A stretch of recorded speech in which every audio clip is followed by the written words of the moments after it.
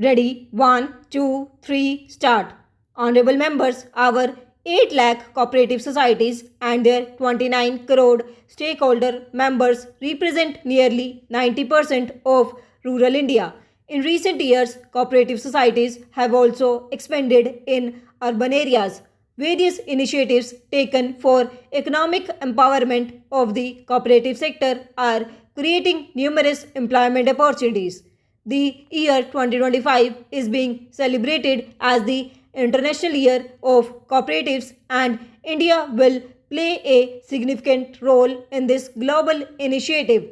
When we discuss the nation's development and achievements, we are essentially highlighting the capabilities and accomplishments of its citizens.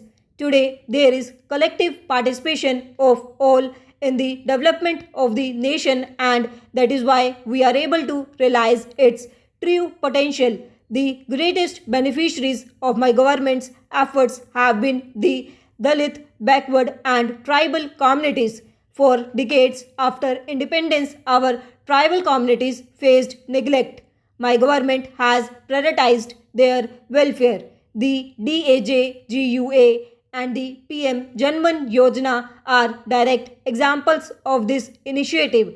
Nearly 1.25 lakh tribal children are receiving quality education through more than 470 Eklavya model residential schools. In the last 10 years, 30 new medical colleges have been established in tribal dominated areas. A special national mission is addressing health issues related to sickle cell within tribal communities with screening of around 5 crore individuals already completed. My government has undertaken several initiatives to preserve tribal heritage.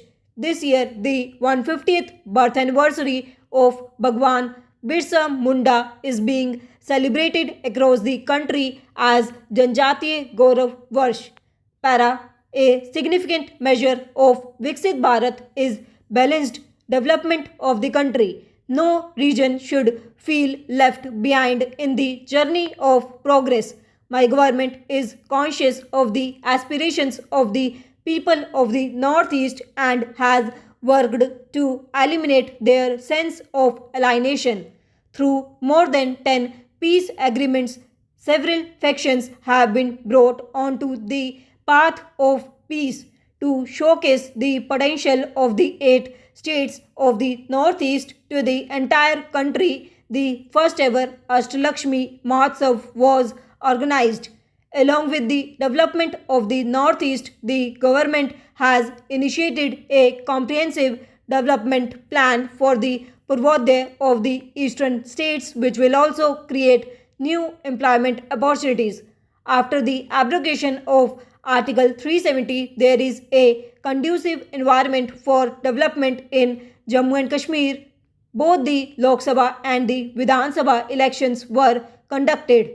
Para, the success of a nation or society is inclusive and all encompassing only when it is guided by principles.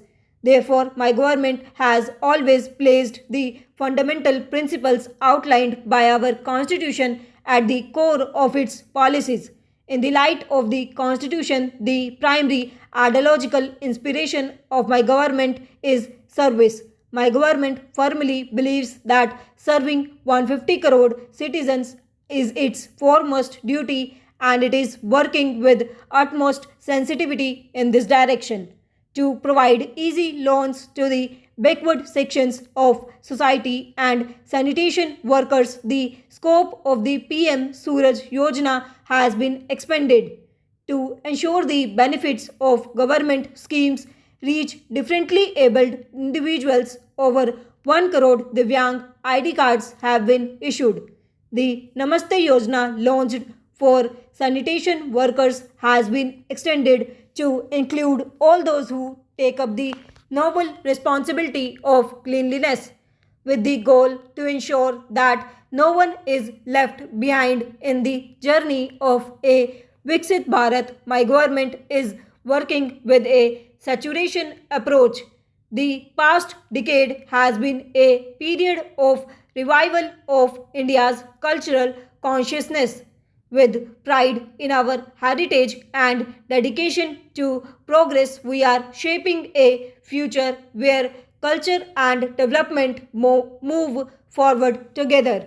This year, we celebrate the 125th birth anniversary of Dr. S.P. Mukherjee, who said true nationalism lies not only in the physical unity of India but in strengthening its cultural unity. Para, our manuscripts are a priceless heritage containing vast knowledge that needs to be studied, researched, and utilized for the benefit of humanity. The process of digitizing and preserving these manuscripts using advanced technology is being initiated on mission mode.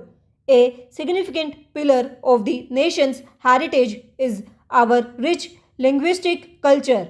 I am pleased to inform you that the government has granted classical language status to Assamese, Marathi, Pali, Prakrit, and Bengali.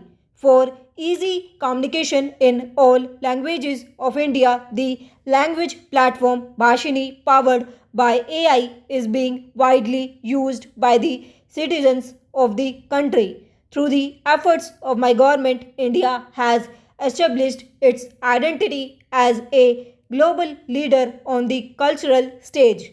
To connect all Asian Buddhist countries, my government organized the first Asian Buddhist Conference.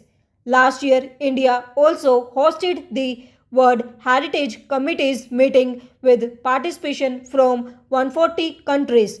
Through the celebration of International Yoga Day, the entire world is now embracing India's rich tradition of yoga.